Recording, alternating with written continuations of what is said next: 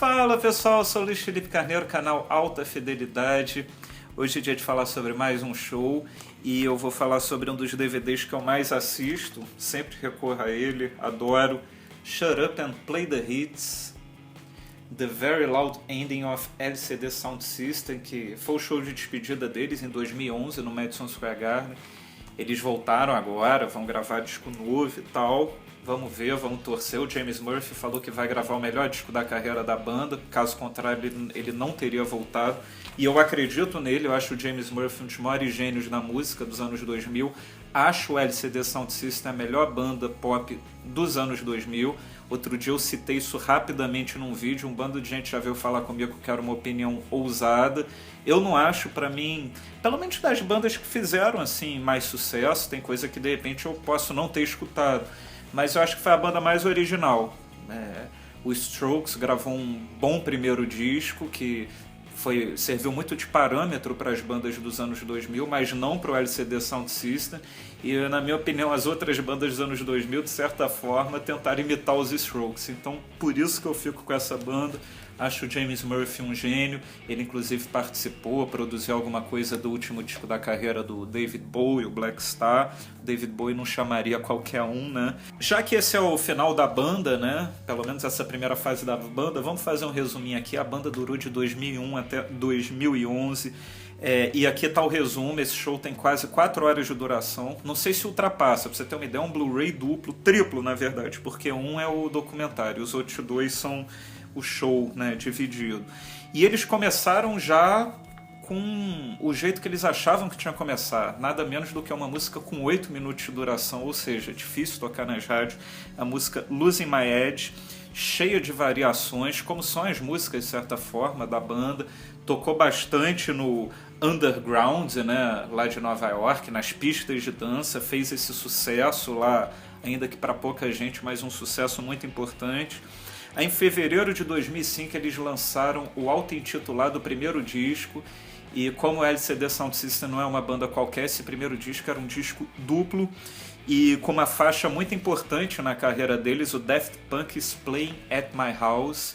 Grande sucesso, entrou no top 40 da parada britânica. No mesmo ano eles foram nomeados a 2 prêmios do Grammy, né? O segundo disco deles, o Sound of Silver, eu considero, as pessoas vão falar que eu estou exagerando mais uma vez, mas na minha opinião não estou.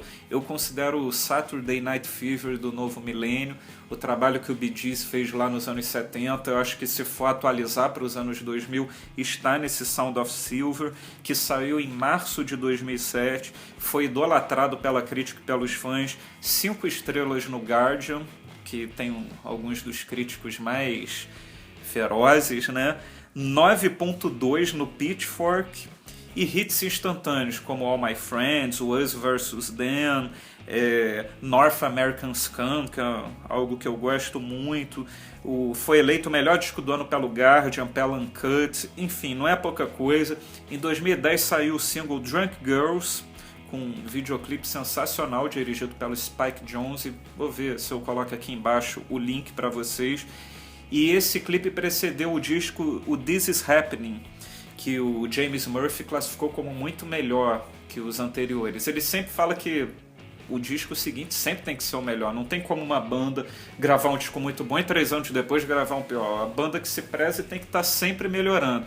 De certa forma eu concordo com ele, mas eu ainda acho o Sound of Silver melhor. Esse disco, para vocês terem uma ideia, vazou na internet. Foi o primeiro disco da LCD Sound System a vazar, porque antes as pessoas não davam muita bola, era uma banda mais do underground, mas a banda ficou muito grande e vazou. O James Murphy, em um show, antes do disco chegar de fato às lojas, chegou a se ajoelhar e pedir, pelo amor de Deus, aos fãs para que eles não vazassem, que se eles tivessem um arquivo, que guardassem com ele, porque ele estava fazendo um trabalho muito especial com a banda dele e ele queria que fosse ouvido da maneira adequada, né? No formato lá, com a qualidade total, não num arquivo vazado de baixa qualidade. E eu também nisso eu sou do time dele. Eu acho que a gente tem que ouvir a música na melhor qualidade que a gente puder, às vezes seja no iTunes, numa masterização especial para iTunes, ou no CD, ou no vinil, para quem for adepto de vinil, que os caras ficam lá no estúdio 1 ano fazendo aquele trabalho, porra, aí você ouve no arquivo mequetrefe de internet num fone vagabundo e falar, o disco é uma porcaria. Porra, aí fica difícil, né? Eles lançaram esse disco e saíram pra turnê de despedida, eles falaram que iam acabar. E esse show foi o último da banda, foi no dia 2 de abril de 2011. Eu adoraria ter estado lá, no Madison Square Garden. É engraçado que existem pouquíssimos DVDs filmados no Madison Square Garden. Eu não sei o motivo, gostaria de saber. Se alguém souber, me explica. Eu não sei se os direitos são caros, não sei se você tem que pagar uma grana lá para a fundação do Madison Square Garden.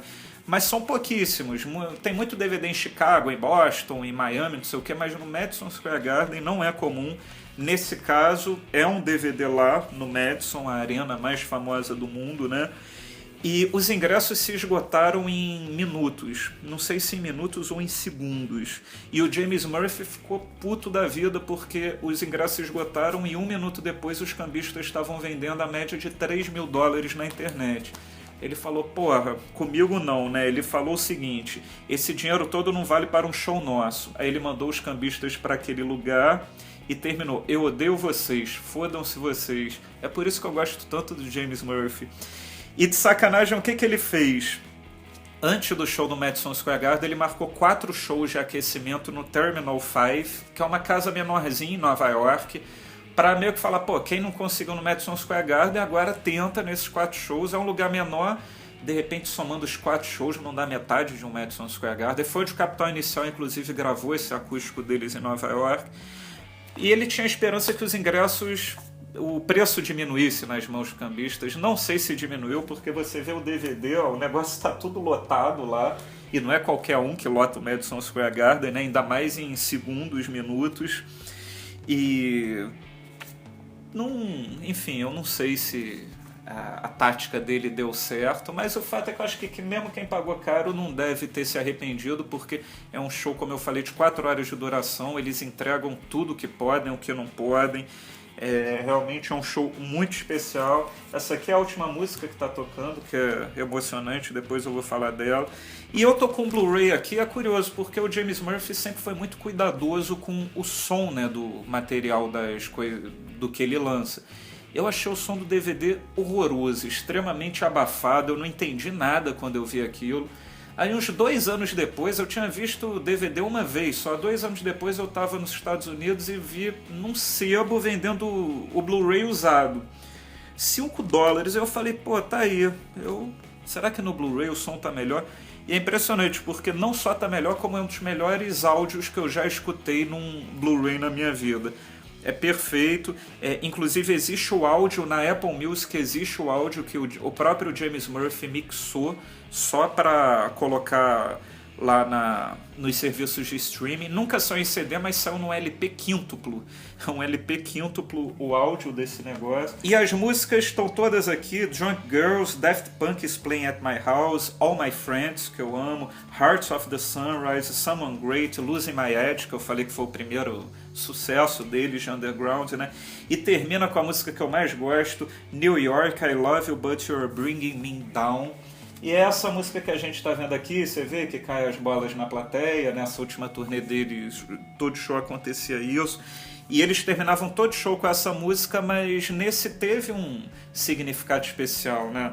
Vê o título New York, I Love You But You Are Bringing Me Down, e último show da turnê, último show em tese da vida da banda.